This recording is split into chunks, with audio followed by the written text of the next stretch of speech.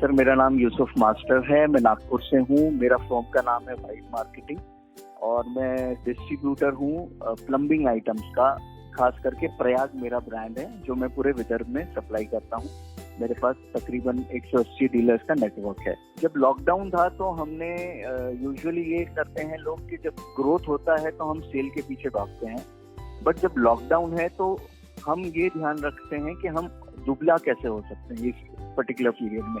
So we have 100% given our best in the processes in the business. हमने पूरा हमारी तैयारी ये की कि हमारा अकाउंटिंग प्रोसेस सही है क्या, हमारे सेल प्रोसेस सही है क्या, हमारी मार्केटिंग टीम का क्या प्रोसेस होना चाहिए।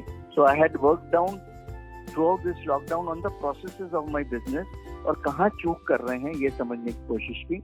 I have also studied my business कि मेरा बिजनेस एक्चुअली कहाँ से आ रहा है, कितने कस्टमर्स कितना मुझे रेवेन्यू दे रहे हैं। मैं सारी ये स्टडी करके I have prepared a business plan जो कि मैं immediately I have started from 1st of April। Though we were in lockdown since last 2 months, but हमने उस पर इम्प्लीमेंटेशन चालू कर दिया है। तो ये सारी तैयारियां हमने इस लॉकडाउन में की है। So we are prepared. एक बेटर तरीके से हम खुद को अंडरस्टैंड किया है ताकि आगे जो बिजनेस आएगा उसको हम आगे बढ़ा सकते हैं। Right sir. सर आपने जैसे अभी बताया कि आपके पास 180 डीलर का नेटवर्क है विदर्भा एरिया में, तो हम जानना चाहेंगे कि सर आने वाले कुछ महीनों में सेल्स कैसे रहेगा और उसके लिए आपने क्या प्लानिंग की हुई है? हमने कुछ हमारे डीलर्स को आइडेंटिफाई किया है जिनको हमने एक अलग कैटेगरी में डाला हुआ है, जहाँ से हम उनको एक्सपेक्ट करेंगे कि वो पर्टिकुलर रेवेन्यू जो बेस्ट डीलर्स है वहाँ से आएंगे। और हमने कैटेगराइज किया है डीलर्स को। आने वाला टाइम बहुत बूमिंग मार्केट रहेगा ऐसा मुझे दिख रहा है।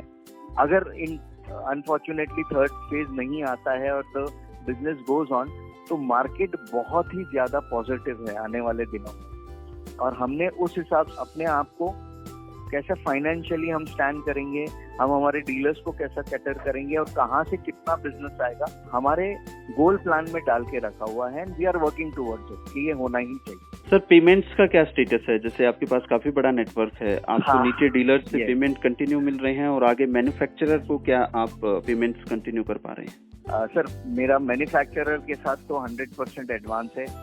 पूरा पैसा जाने के बाद ही वहाँ से मटेरियल डिस्पैच होता है। इसी पॉलिसी से हम खरीद रहे हैं। बट डेफिनेटली हम इसलिए एग्जिस्ट कर रहे हैं कि कंपनियों को उधारी नहीं बांटनी है। दे रिलाई ऑन अस कि हम हमारे मार्केट में हमारी समझ से डीलर्सों को उधारियां दें, उनको समझ के दें। तो डेफिनेटली सर कोविड में पेमेंट्स बहुत हिट हुए हैं।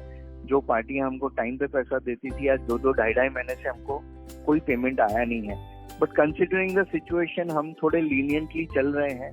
हम उनसे कहते हैं कि भाई आप कितना, सपोज उनका ऑर्डर 30-40 हजार रुपए का है तो हम पुराने पैसे की बात नहीं कर रहे हैं। हम कह रहे हैं ठीक है आप 40,000 ही डालिए, हम उतने का आपको माल बेच देते हैं। तो ऐसा धीरे धीरे करके हमको लगता है 3-4 महीने में फिर हम ट्रैक पे आ जाएंगे।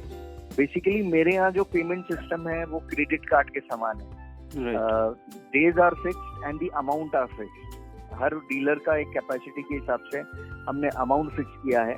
कोई भी चीज एक्सीड होती है उसका बिलिंग रुक जाता है। But of course considering the Covid हम अभी उनको यही रियायत दे रहे हैं कि भाई आपको आज कितना माल लग रहा है उतना पैसा दीजिए, हम दूसरा माल दे देंगे। पुराने की हम देखेंगे कैसा उसको निपटाना। अच्छा सर, आपके नेटवर्क के लिए, मैन्युफैक्चरर के लिए कोई संदेश, कोई सुझाव जो आप हमारे द्वारा साझा करना चाहेंगे? सर मैन्युफैक्चरर बेस पे तो यही होगा कि वो प्राइसिंग किस हिसाब से कंट्रोल कर सकते हैं, क्योंकि प्राइस राइज इतना हाई हो गया है कि जो चीज हम कोविड के पहले 1 रुपए में खरीद रहे थे आज किसी का कॉस्ट 1.5 रुपया हो गया। तकरीबन ये 40-50% इंक्रीज इन रॉ मटेरियल। हमारे सप्लायर से यही चाहेंगे कि कैसा कॉस्ट को मिनिमाइज करके बेस्ट प्राइस पे दे सके, कैसा डिलीवरी फास्ट कर सके हमारे एंड पे। हम फाइनेंशियल सपोर्ट तो नहीं एक्सपेक्ट कर रहे हैं क्योंकि उनका अपना एक इशू रहता है उनके लिए, तो हम फाइनेंशियली नहीं चाह रहे हैं। बट हम चाह रहे हैं कि उनकी जो टीम है मार्केट में वो एम्फोसाइज करे कि भाई आपको आपके डीलर या डिस्ट्रीब्यूटर का पैसा टाइम पे देना ही पड़ेगा। ऐसा नहीं होगा कि सेल के चक्कर में हम माल डंप करते रहे और सामने वाले का पैसा आ रहा है कि नहीं आ रहा है, कंपनी को कोई लेना देना नहीं। कंपनियों ने ये ध्यान रखना पड़ेगा कि उनके जो चैनल पार्टनर्स हैं उनका भी फाइनेंशियली जैसे वो एडवांस मांग रहे हैं तो वहाँ से भी हमको टाइमली पैसा आ जाना चाहिए। Right sir. और अपने चैनल के लिए कोई मैसेज? जो मेरा नीचे चैनल है उनसे भी यही गुजारिश करूंगा कि buy one sell one policy पे थोड़ा सा भी ध्यान दें। ओबेसिटी अगर आ गई है, बहुत सारा स्टॉक है, मार्च एंड में हमारे यहाँ जैसे डिस्ट्रीब्यूशन में ऐसा होता है कि हम कई डीलर्स हमारा माल डंप करते हैं वो स्कीम्स और टर्नओवर्स के चक्कर में, तो वो ओबीज हो जाते हैं। एंड सडनली लॉकडाउन आने से क्या हो गया है कि आज उनको माल की जरूरत उतनी नहीं है क्योंकि सेल भी उतना नहीं है सामने, लेकिन अब क्या है कि उसका पूरा इफेक्ट हमारे पेमेंट्स पे आ रहा है। तो हम यही कहेंगे हमारे डीलर्सों को कि आप ओबीज मत होइए, buy one sell one policy पे अभी काम कीजिए, आपका इन्वेंट्री कम कीजिए। आप जो मार्केट में उधारियां बांटते हैं उस पे एक लगाम लाइए कि भाई इतने दिनों में आपको पैसा आ रहा है कि नहीं आ रहा है, या किसी रिटेल कस्टमर को भी वो क्रेडिट दे रहे हैं तो it should be against PDC, ताकि उनको पता होना चाहिए कि ये तारीख को मेरा पैसा आ जाएगा।